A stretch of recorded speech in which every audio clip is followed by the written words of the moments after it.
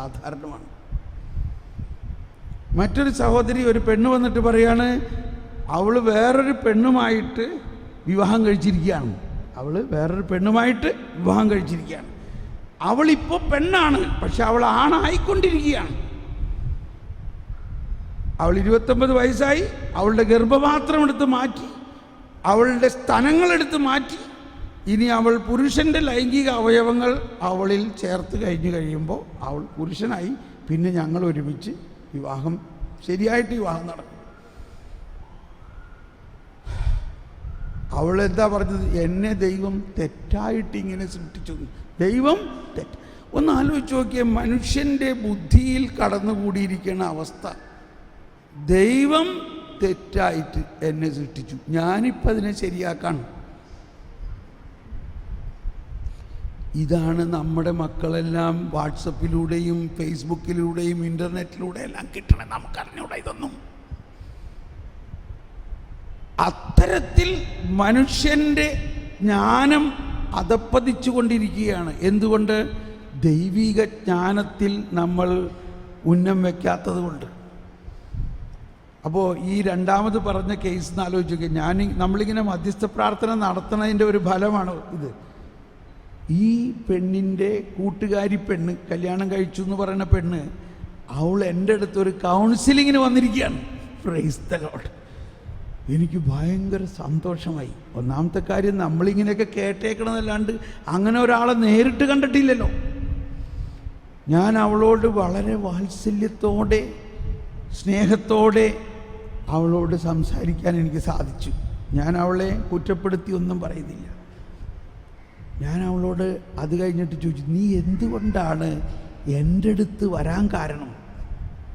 Praise the Lord. ഇപ്പം അവൾ പറയാണ്, എനിക്ക് ഇപ്പോൾ തോന്നുകയാണ് ഇതൊന്നും ശരിയല്ല എന്ന്. Praise the Lord. എനിക്കിപ്പോൾ തോന്നുകയാണ് ഇത് ശരിയാവില്ല. പക്ഷെ അതോടൊപ്പം എനിക്ക് ഒരു ഭയാനകമായിട്ട് തോന്നുകയാണ്, അവൾ എന്നെ വിശ്വസിച്ചുകൊണ്ട് അവൾ ആണാകാൻ വേണ്ടി ഗർഭപാത്രവും മാറ്റി അവളുടെ സ്തനങ്ങളും മാറ്റി അവളെ ഞാൻ വിട്ടുകഴിഞ്ഞാൽ അവളുടെ അവസ്ഥ എന്താവും? എന്തൊരു ഭയാനകമാണെന്ന് ആലോചിച്ച് നോക്കി.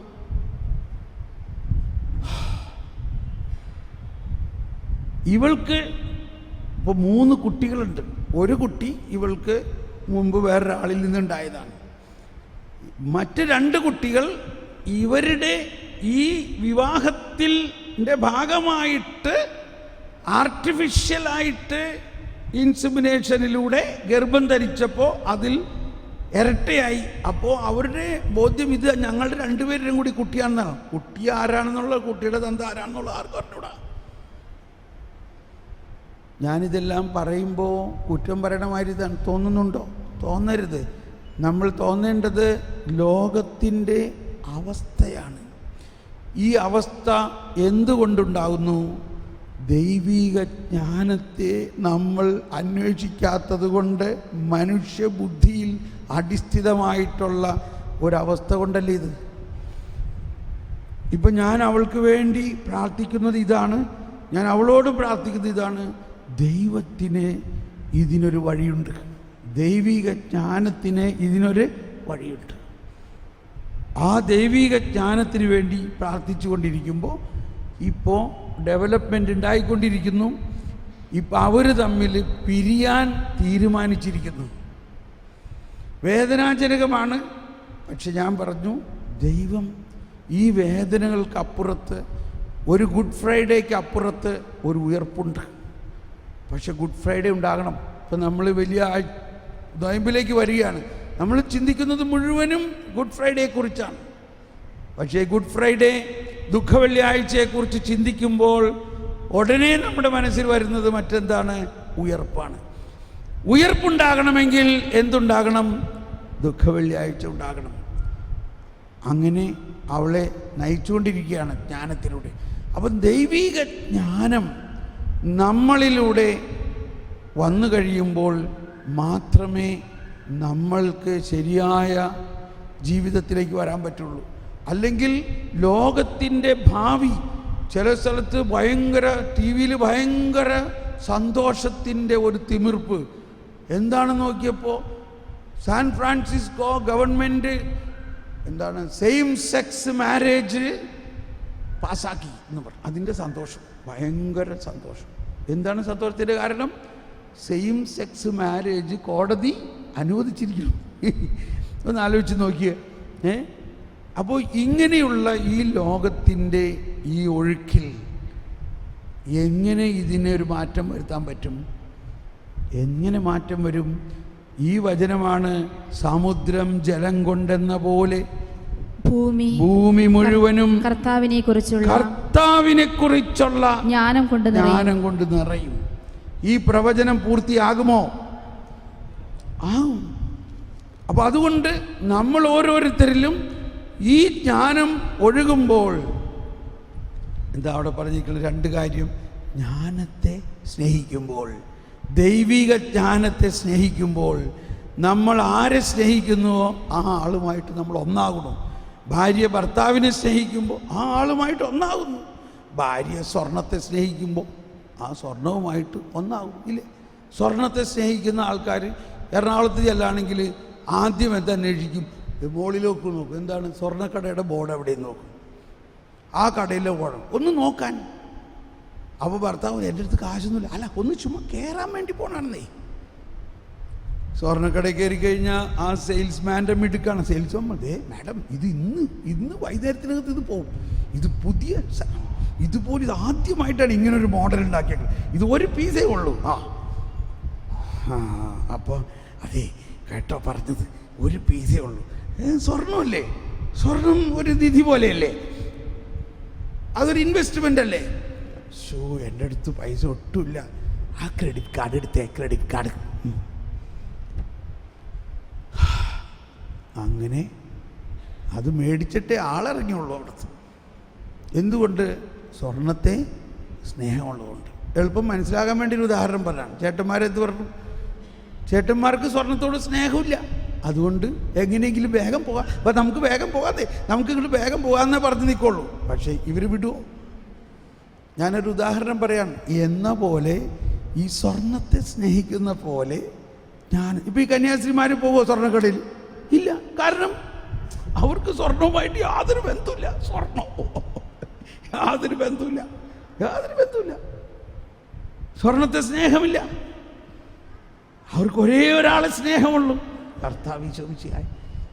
അതിനുവേണ്ടി സകലതും ത്യജിച്ചിരിക്കുന്നു. അപ്പോൾ ഈ സ്നേഹം എന്ന് പറഞ്ഞാൽ ആവശ്യമില്ലാത്തടത്തൊക്കെ പോയി സ്നേഹിച്ചു കഴിഞ്ഞാൽ പ്രശ്നമാവും. എന്തിനെ സ്നേഹിക്കുന്നുവോ അതുമായിട്ട് നമ്മൾ ഒന്നാകുന്നു. വ്യക്തിയെ സ്നേഹിക്കുമ്പോൾ അവരുമായിട്ട് ഒന്നാകുന്നു. വസ്തുവിനെ സ്നേഹിക്കുമ്പോൾ അതുമായിട്ട് ഒന്നാകുന്നു. എന്തിനാണിത് പറയുന്നത്? ജ്ഞാനത്തെ സ്നേഹിക്കുമ്പോൾ ജ്ഞാനവുമായിട്ട് ഒന്നാകുന്നു. അങ്ങനെയുള്ളൊരവസ്ഥയിൽ എന്തുണ്ടാകും? ഇപ്പം ഞാനൊരു ഉദാഹരണം പറയാം. നമ്മളൊരു സെമിനാരിയിൽ പോയി എന്ന് വിചാരിച്ചു. ഒരു സെമിനാരിയിൽ പോകുമ്പോൾ അച്ഛന്മാർ സാധാരണ വായോ പാർലറിലിരിക്കും. അത് കഴിഞ്ഞിട്ട് റിഫ്രക്ടറിയിൽ വായോ നമുക്ക് ചായ കുടിക്കാം. അപ്പോൾ ജ്ഞാനത്തെ സ്നേഹിക്കുന്ന ആളാണെങ്കിൽ പറയും, അച്ചോ ഞാനൊന്ന് ആ ലൈബ്രറിയിൽ പോയിട്ട് ഇപ്പോൾ വരാട്ടോ എന്ന് പറയും. നിങ്ങൾ ചായ കുടിച്ചോ? ഞാനൊന്ന് ലൈബ്രറിയിൽ പോയിട്ട് ആ ലൈബ്രറിയിൽ ചെല്ലുമ്പോൾ സെമിനാരിയിലെ ലൈബ്രറി ഈ പള്ളിയേക്കാളും വലുതായിരിക്കും ചിലപ്പോൾ. ഓ ദൈവമേ, അഗസ്തീനോസ്, Ignatius of Loyola, saint Albert, saint Augustine, saint Thomas Aquinas, ഇവരുടെ എല്ലാം പുസ്തകങ്ങൾ ഇങ്ങനെ ഇരിക്കുന്നു. അതിനകത്തുനിന്ന് ഒരെണ്ണം എടുത്ത് ഒന്ന് വായിച്ച്, ഒരിടത്ത് ഒന്ന് വായിച്ച്, അപ്പോഴേക്കും അവിടുന്ന് അയ്യോ ചായ കുടിക്കാൻ ഞങ്ങളൊക്കെ കഴിഞ്ഞിട്ട് നിങ്ങളെന്താ വരാത്തത്?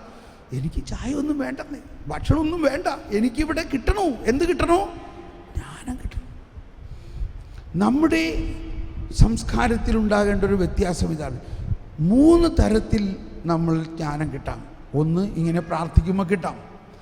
2 ഇതുപോലെ വലിയ വിശുദ്ധന്മാരുടെ, ജ്ഞാനികളായ വിശുദ്ധന്മാരുടെ പുസ്തകങ്ങളിലൂടെ വായിക്കുമ്പോൾ നമുക്ക് ജ്ഞാനം കിട്ടാം. ഇതെല്ലാം നമ്മൾക്കുണ്ട്.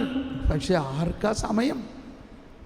3 പണ്ഡിതന്മാരായ, ശാസ്ത്രിമാരായ വൈദികരും ബിഷപ്പുമാരും അൽമായരും എല്ലാം ഇതിനെക്കുറിച്ച് ഒരുപാട് അറിവ് കിട്ടിയേക്കണവരുമായിട്ട് സംസാരിക്കുമ്പോൾ ജ്ഞാനം കിട്ടാം.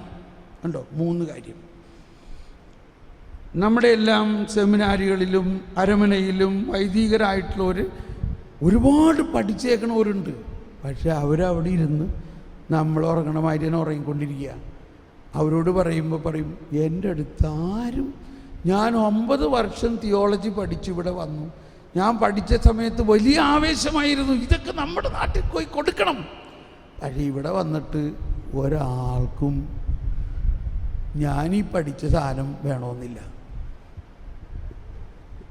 അവർ വന്നു കഴിഞ്ഞാൽ, അച്ചോ എനിക്കൊന്നു വേണ്ടി പ്രാർത്ഥിക്കണേ. എന്താ പ്രാർത്ഥിക്കേണ്ടത്?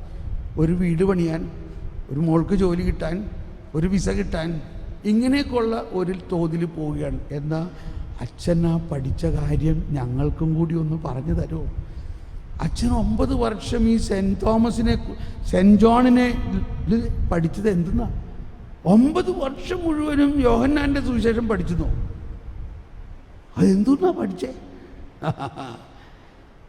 അത് കേൾക്കുമ്പോൾ തന്നെ അച്ഛനൊരു സന്തോഷമാവും. ഇരിക്കും, ഞാൻ പറഞ്ഞുതരാം. പറയാൻ തുടങ്ങുമ്പോണ്ടല്ലോ നമ്മുടെ ഹൃദയം ജ്വലിക്കാൻ തുടങ്ങും. ഒരു പ്രാവശ്യം നിങ്ങൾ അങ്ങനെ ഏതെങ്കിലും ഒരു അച്ഛൻ്റെ അടുത്ത് പോയിട്ട്, അച്ഛനും സെമിനാരിയിൽ പഠിച്ചതിൽ അച്ഛന് ഏറ്റവും ഇഷ്ടമുള്ള എന്താ, ഇന്നതാ, അതിനെക്കുറിച്ചൊരു കാര്യം ഞങ്ങളൊന്ന് പറഞ്ഞതായോ, ഒന്ന് പറഞ്ഞു നോക്ക്. ആദ്യം അച്ഛൻ അതിനൊക്കെ ഒഴിവാകും. വിടരുത്. അച്ഛൻ ഒരു 5 മിനിറ്റെങ്കിലും പറയണം. അപ്പോൾ അച്ഛൻ ആ പഠിച്ച കാലഘട്ടത്തിനെ കുറിച്ച് ചിന്തിച്ചിട്ട് അതിൽ അച്ഛന് ഏറ്റവും ഇഷ്ടമായ ഒരു കാര്യം നമ്മളോട് പറയും. അപ്പോൾ തന്നെ അച്ഛനൊരു ഭയങ്കര ആത്മാവിനൊരു വലിയ സന്തോഷമുണ്ടാവും. ഞാൻ ഈ പഠിച്ചത് എൻ്റെ നാട്ടിൽ എൻ്റെ ആളുകൾക്ക് പകരാൻ സാധിച്ചല്ലോ എന്നുള്ളത്.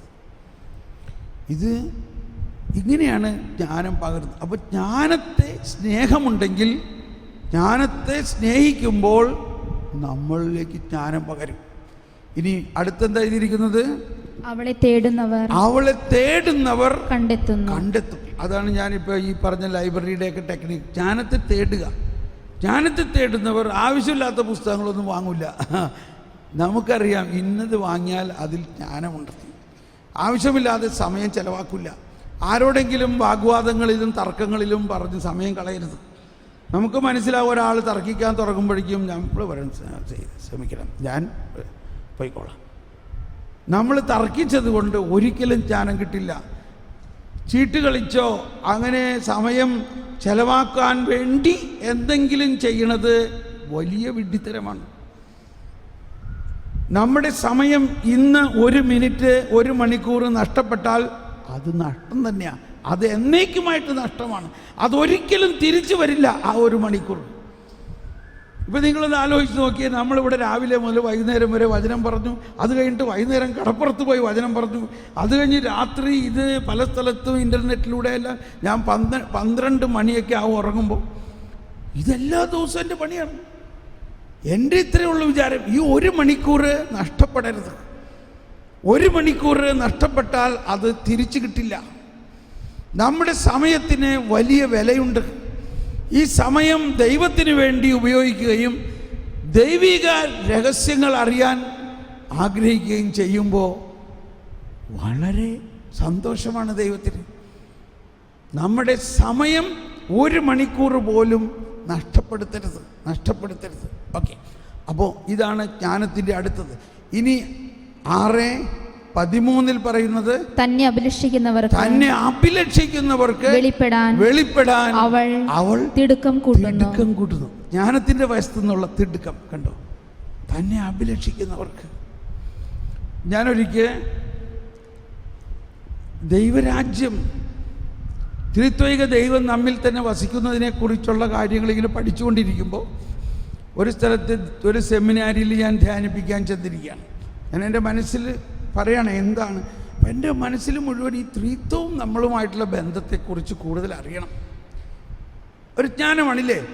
ഞാനവിടെ ചെന്നപ്പോൾ തന്നെ ആ പാർലറിൽ ഒരു പുസ്തകം കിടക്കണം. പുസ്തകം. ആ പുസ്തകത്തിൻ്റെ ശീർഷകം ഇതാണ്: ദൈവരാജ്യം നിന്നിൽ തന്നെ, kingdom of God is within you.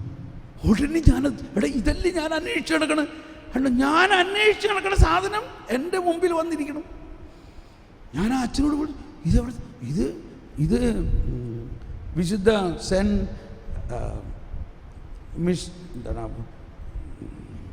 Leo Tolstoy അല്ല, ഇത് വേറൊരു നമ്മുടെ പെട്ടെന്ന് പേര് പോയല്ലോ.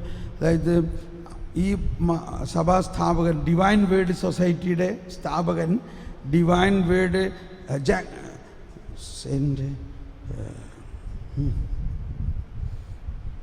ഡിവൈൻ വേർഡ് സൊസൈറ്റിയുടെ സ്ഥാപകനായിട്ടുള്ള പേര് വായിൽ വന്ന് നിൽക്കുന്നുണ്ട്. അപ്പോൾ ആ ഡിവൈൻ വേർഡ് ദൈവവചന സഭയുടെ സ്ഥാപകനായിട്ടുള്ള അദ്ദേഹത്തിൻ്റെ പുസ്തകമാണ്. അവരുടെ കോൺഗ്രിഗേഷനിലാണ് ഞാൻ പോയത്. അപ്പോൾ അതെനിക്ക് കിട്ടിയിട്ട് എനിക്ക് ആവശ്യമായിട്ട് ആഗ്രഹിച്ചതെല്ലാം അതിലുണ്ട്. അപ്പോൾ അതാണ് പറയുന്നത്, ജ്ഞാനത്തിന് വേണ്ടി നമ്മൾ ആഗ്രഹിക്കുമ്പോൾ ജ്ഞാനം അത് നമുക്ക് വെളിപ്പെടുത്തി തരാൻ തിടുക്കം കൂട്ടുന്നു. നമ്മൾ എനിക്കങ്ങനെ അനുഭവമുണ്ട്, ഒരുപാട് അനുഭവം. ഞാൻ ആഗ്രഹിച്ച ആ സാധനം ഒരാൾ എനിക്ക് കൊണ്ടുവന്ന് തരികയാണ്. ബ്രദറെ, എനിക്ക് തോന്നി ഈ പുസ്തകം ബ്രദറിന് ഉപയോഗമാകുന്നു. നിനക്കിത് എപ്പോൾ തോന്നി, എങ്ങനെ തോന്നി? അതാണ് പരിശുദ്ധാത്മാവിൻ്റെ പ്രവർത്തനം, ജ്ഞാനത്തിൻ്റെ പ്രവർത്തനം. നമ്മൾ ജ്ഞാനത്തിന് വേണ്ടി ദാഹിക്കുമ്പോൾ, തീഷ്ണത ഉണ്ടാകുമ്പോൾ, ആ ജ്ഞാനം മറ്റുള്ളവരിലൂടെ നമ്മൾക്ക് ആവശ്യമുള്ളത് ഇങ്ങോട്ട് കൊണ്ടുവന്ന് തരികയാണ്. എനിക്ക് വലിയൊരു ലൈബ്രറി ഉണ്ട്, അധികം പുസ്തകങ്ങളും ഇങ്ങനെ മറ്റുള്ളവർ ഫ്രീ ആയിട്ട് കൊണ്ടുവന്ന് തന്നേക്കുന്നതാണ്. എല്ലാം വളരെ ആവശ്യമുള്ളതാണ്.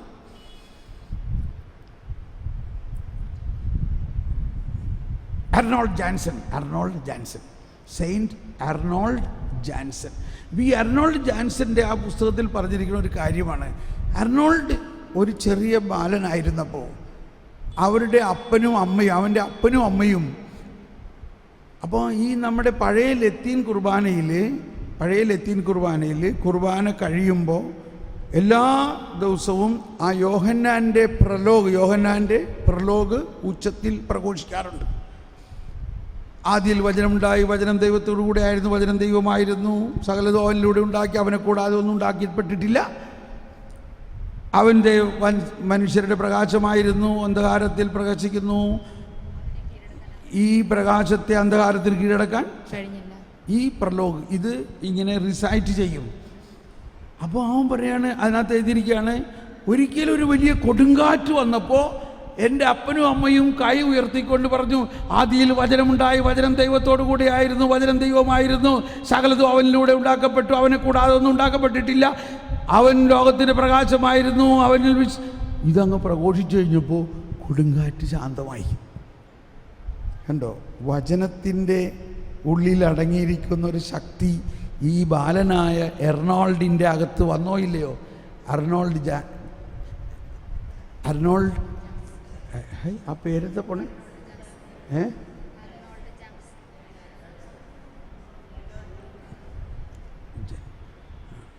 അപ്പോൾ അദ്ദേഹത്തിൻ്റെ ഹൃദയത്തിൽ അത് കണ്ട് എന്തുണ്ടായി? അദ്ദേഹം ഒരു അച്ഛനായി കഴിഞ്ഞിട്ട് ജീവിതം മുഴുവനും ദൈവവചനത്തിന് വേണ്ടി ചെലവഴിക്കാനും, അങ്ങനെ ദൈവവചന സഭ രൂപപ്പെട്ടു. ദൈവവചന സഭ, അതാണ് ഡിവൈൻ വേർഡ് സൊസൈറ്റി, SVD. ഇന്ന് ഭാരതത്തിൽ വലിയൊരു സഭയാണ്. എത്ര മെത്രാന്മാരുണ്ട്, എന്തോരം പ്രിൻറ്റിങ് പ്രസ്സുകളുണ്ട്. ഈ ഹിന്ദിയിലുള്ള ബൈബിള് ട്രാൻസ്ലേറ്റ് ചെയ്ത് അത് പ്രചരിപ്പിച്ചതൊക്കെ ഈ സഭയാണ്. അപ്പോൾ അതിൻ്റെ ആ മൂലം എവിടെ നിന്നാണെന്ന് നോക്കി, അതിൻ്റെ ഉത്ഭവം എവിടെ നിന്നാണെന്ന് നോക്കി. ഈ മാതാപിതാക്കൾ വചനം പറയുകയും ജ്ഞാനം, അപ്പോൾ ഇങ്ങനെ ഉള്ള ആ ജ്ഞാനത്തിൻ്റെ പ്രവർത്തനമാണ് പറയുന്നത്. ഇനി 6:14 നാലാമത്തെ കേസ്, നാലാമത്തെ പറയുന്നത് എങ്ങനെ പ്രാർത്ഥിക്കണം. പ്രഭാതത്തിൽ ഉണർന്ന് അവളെ തേടുന്നവർക്ക് പ്രയാസം കൂടാതെ അവളെ കണ്ടുമുട്ടും. അവൾ വാതിൽക്കൽ കാത്തു. ക്ഷമിക്കണം, ഞാൻ ഇതിനെക്കുറിച്ച് ഒരുപാട് വിശദമായിട്ട് പോയതുകൊണ്ട് ദൂഷ്യമുള്ളോ? ഒരിക്കലും ദൂഷ്യമെന്ന് വിചാരിക്കരുത്. നിങ്ങൾക്കിത് അനുഗ്രഹമാണ്. അടുത്ത വചനം കൂടി പറഞ്ഞു, 15-ാമത്തെ വചനം എന്താ പറയുന്നേ? അവളിൽ ചിന്തയുറപ്പിക്കുന്നതാണ് വിവേകത്തിന്റെ പൂർണ്ണത. അവളുടെ കാര്യത്തിൽ ജാഗരൂകതയുള്ളവൻ ദുഃഖവിമുക്തനാകും. നമുക്കൊന്ന് കണ്ണടച്ച് ഇങ്ങനെ പ്രാർത്ഥിക്കാം. എന്നിൽ വസിക്കുന്ന പരിശുദ്ധാത്മാവേ, എല്ലാവരും ഒന്ന് എഴുന്നേറ്റ് നിന്നുകൊണ്ട് നമ്മൾ ഉടനെ ഈ ധ്യാനത്തിൻ്റെ ഭാഗം സമാപിപ്പിക്കാൻ പോവുകയാണ്. 12 മണിക്ക് നമ്മൾ വിശുദ്ധ കുർബാനയിലേക്ക് പ്രവേശിക്കും. അതിനു മുൻപായിട്ട് നമ്മളെല്ലാവരും ഈ ധ്യാനത്തിന് വേണ്ടി ഒന്ന് പ്രാർത്ഥിച്ചുകൊണ്ട് നമ്മളൊരു ചെറിയ കൈവപ്പ് പ്രാർത്ഥന നടത്താൻ പോവുകയാണ്. ധ്യാനത്തിൻ്റെ ഭാഗമായിട്ട് നമുക്കെല്ലാവർക്കും പരിശുദ്ധാത്മാവിൻ്റെ ശക്തമായ അനുഭവം ഉണ്ടാകാൻ വേണ്ടി ദാഹിക്കാം. ഇങ്ങനെ പ്രാർത്ഥിക്കാം. എന്നിൽ വസിക്കുന്ന പരിശുദ്ധാത്മാവേ, എനിക്ക് വേണ്ടി പ്രാർത്ഥിക്കണമേ. എന്നിൽ നൽകപ്പെട്ടിട്ടുള്ള ദൈവിക ജ്ഞാനം തുറക്കണമേ. ജ്ഞാനസ്നാനത്തിലൂടെ എനിക്ക് ലഭിച്ചിട്ടുള്ള ദൈവിക ജ്ഞാനം തുറക്കണമേ. പരിശുദ്ധാത്മാവേ, ജ്ഞാനം നൽകണമേ. പരിശുദ്ധാത്മാവേ, അഭിഷേകം ചെയ്യണമേ. ജീവജലത്തിന്റെ അരുവിയായി എന്നിൽ നിറഞ്ഞു കവിഞ്ഞൊഴുകണമേ. സ്നേഹാഗ്നി ജ്വാലയായി എന്നിൽ കത്തി പടരണമേ. എന്റെ ജീവിതം ദൈവിക ജ്ഞാനത്താൽ നിറയ്ക്കണമേ. എന്നിലൂടെ എന്റെ തലമുറകളിലേക്ക്, എന്റെ മക്കളിലേക്കും കുഞ്ഞുമക്കളിലേക്കും ഈ ജ്ഞാനം അവകാശമായി കൊടുക്കുന്നതിന്, ദാനമായി കൊടുക്കുന്നതിന് എന്നിൽ നിറയ്ക്കണമേ. ആത്മാവേ, ആത്മാവേ, ആത്മാവേ. എല്ലാവരും കൈയടിച്ച് പാടി, ശക്തിയോടെ പാടി.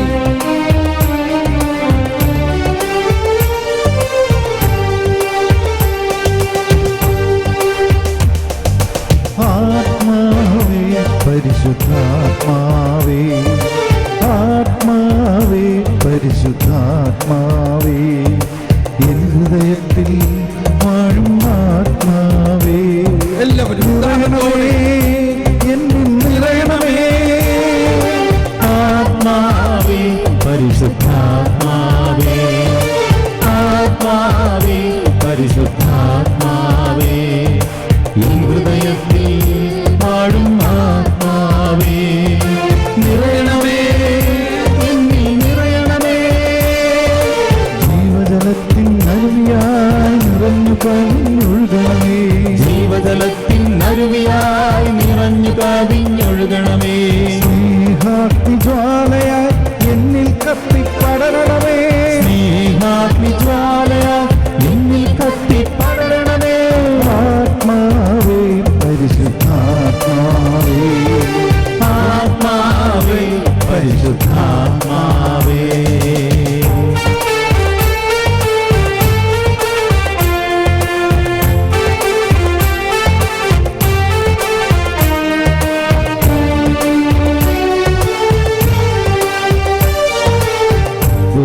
ദൈവത്തിനാലയം ഞാനല്ലോ, ദൈവത്തിൻ കൂടാരം ഞാനല്ലോ.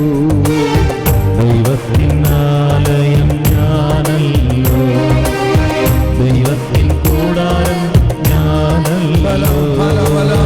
ദൈവജനം നാം, ദൈവമകൻ ഞാൻ, ദൈവത്തിൻ ഓമനക്കുട്ടൻ ഞാൻ. ദൈവജനം ഞാൻ, ദൈവമകൻ ഞാൻ, ദൈവത്തിൻ ഓമനക്കുട്ടൻ ഞാൻ. ആത്മാവേ, പരിശുദ്ധാത്മാവേ, ആത്മാവേ, പരിശുദ്ധാത്മാവേ. ഹല്ലേലൂയ, ഹല്ലേലൂയ, ഹല്ലേലൂയ. എല്ലാവരും തുറന്ന് സ്തുതിച്ചുകൊണ്ട്, എല്ലാവരും തുറന്ന് സ്തുതിച്ചുകൊണ്ട് പരിശുദ്ധാത്മാവ് പ്രാർത്ഥിക്കുന്നു. പരിശുദ്ധാത്മാവേ പ്രാർത്ഥിക്കണമേ. എല്ലാവരും കൈയടിച്ച് തുറന്ന് സ്തുതിച്ചുകൊണ്ട്, ഭാഷാവൃത്തിൽ സ്തുതിച്ചുകൊണ്ട് പരിശുദ്ധാത്മാവേ പ്രാർത്ഥിക്കണമേ. Hallelujah, hallelujah. ഒരു പുതിയ അഭിഷേകം നൽകണമേ. ഇപ്പോൾ ഒരു പുതിയ അഭിഷേകം നൽകണമേ. പരിശുദ്ധാത്മാവേ, ഞങ്ങളിലേക്ക് ഒരു പുതിയ അഭിഷേകം നൽകണമേ. ഈ നൊയമ്പുകാല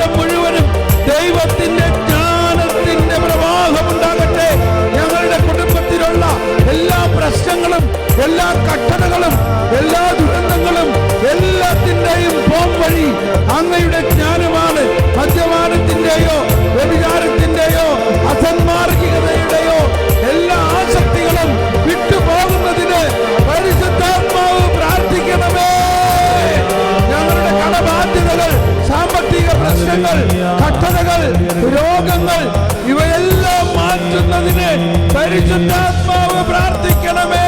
റബ്ബ റബ്ബ റബ്ബ റബ്ബ റബ്ബ റബ്ബ.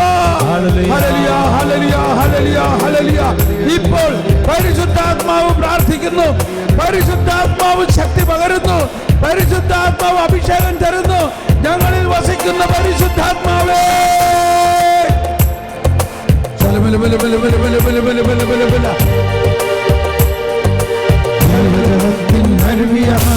കൈയടിച്ച് ആവേശത്തോടെ ജീവജലത്തിൻ ആവേശത്തോടെ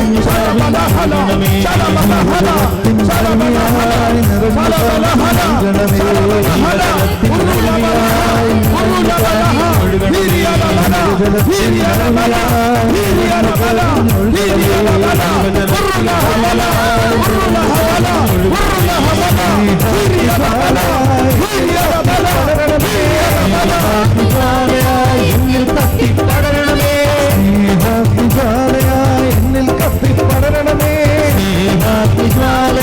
എന്നിൽ കത്തിപ്പടരണമേ, എന്നിൽ കത്തിപ്പടരണമേ. ജീവജലത്തിൻ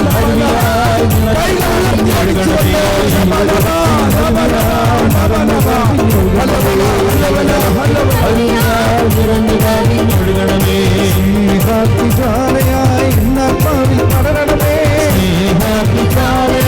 എന്നാത്മാവിൽ പടരണമേ. വാഴും ആത്മാവേ ജ്ഞാനത്താൽ നിറയ്ക്കണമേ, എന്നിൽ വാഴും ആത്മാവേ ജ്ഞാനത്താൽ നിറയ്ക്കണമേ, വാഴും ആത്മാവേ ജ്ഞാനത്താൽ നിറയ്ക്കണമേ, എന്നിൽ വാഴും ആത്മാവേ ജ്ഞാനത്താൽ നിറയ്ക്കണമേ, ജ്ഞാനത്താൽ നിറയ്ക്കണമേ, എന്നിൽ വാഴും ആത്മാവേ ജ്ഞാനത്താൽ നിറയ്ക്കണമേ. ജ്ഞാനം നൽകണമേ, ജ്ഞാനം നൽകണമേ, ജ്ഞാനം നൽകണമേ, ജ്ഞാനം നൽകണമേ, ജ്ഞാനം നൽകണമേ, ജ്ഞാനം നൽകണമേ, ജ്ഞാനം നൽകണമേ, ജ്ഞാനം നൽകണമേ. എന്നിൽ വാഴും ആത്മാവേ ജ്ഞാനത്താൽ നിറയ്ക്കണമേ, എന്നിൽ വാഴും ആത്മാവേ ജ്ഞാനത്താൽ നിറയ്ക്കണമേ.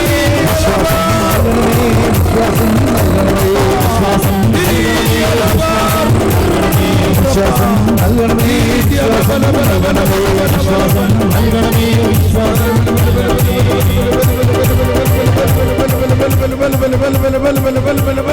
എല്ലാവരും ആർപ്പുവിളികളോടെ സ്തുതിച്ചുകൊണ്ട് ഹല്ലേലൂയ ഹല്ലേലൂയ ഹല്ലേലൂയ ഹല്ലേലൂയ ഹല്ലേലൂയ ഹല്ലേലൂയ ഹല്ലേലൂയ. പരിശുദ്ധാത്മാവേ ഞങ്ങളിൽ നിറയണമേ, അഭിഷേകം നൽകണമേ. ദൈവിക ജ്ഞാനത്താൽ ഞങ്ങളെ അഭിഷേകം ചെയ്യണമേ. ഞങ്ങളിൽ വസിക്കുന്ന പരിശുദ്ധാത്മാവേ, ഈ 3 ദിവസം ഞങ്ങളിൽ നൽകിയ ഈ അത്ഭുതകരമായ അനുഭവത്തെ പ്രതി നന്ദി പറയുന്നു. ഈ നൊയമ്പുകാലം മുഴുവനിലും ദൈവത്തിൻ്റെ ജ്ഞാനത്തിന് വേണ്ടി ഞങ്ങൾ ദാഹിക്കുന്നതിനും അങ്ങനെ ഞങ്ങളുടെ ജീവിതത്തെ ആ ഉയർപ്പ് ദിവസത്തിൽ ഒരു പുതിയ സൃഷ്ടിയാക്കുന്നതിന് പൂർണ്ണമായിട്ടും ഒരുക്കണമേ. Praise the Lord. ആമേൻ. നമുക്കിരിക്കാം. അല്പസമയം ശാന്തമായി ഒന്നിരിക്കുക, 2-3 മിനിറ്റ്. ഉടനെ തന്നെ വിശുദ്ധ ബലി ആരംഭിക്കുകയായി. വിശുദ്ധ കുർബാനയോടെ ഇന്നത്തെ നമ്മുടെ ഈ ധ്യാനം അവസാനിക്കുന്നുവെങ്കിലും നിങ്ങൾ ധ്യാനത്തിൽ പങ്കെടുത്തവരാരും പോകരുത്. അത് കഴിഞ്ഞിട്ട് ഒരു 2 വാക്ക് നമ്മൾ ഈ കേട്ട കാര്യങ്ങളെക്കുറിച്ചും ഈ ധ്യാനത്തിൽ നമുക്ക് എന്ത് ഉൾക്കാഴ്ച കിട്ടിയെന്നുള്ളതും ഒന്ന് പങ്കുവെച്ച് കർത്താവിന് നന്ദി പറഞ്ഞിട്ട് വേണം നിങ്ങൾ ധ്യാനം കൂടിയവരും ബൈബിൾ കോളേജുകാരെല്ലാം കുറച്ച് നേരം ഇരുന്നിട്ട് ഇതുകൊണ്ട് നമുക്കൊന്ന് വിലയിരുത്തണം, ഇല്ലേ? വേണ്ടേ? Price the Lord. ഓക്കെ, നമുക്കിപ്പോൾ കുർബാനയ്ക്ക് വേണ്ടി ഒരുങ്ങാം.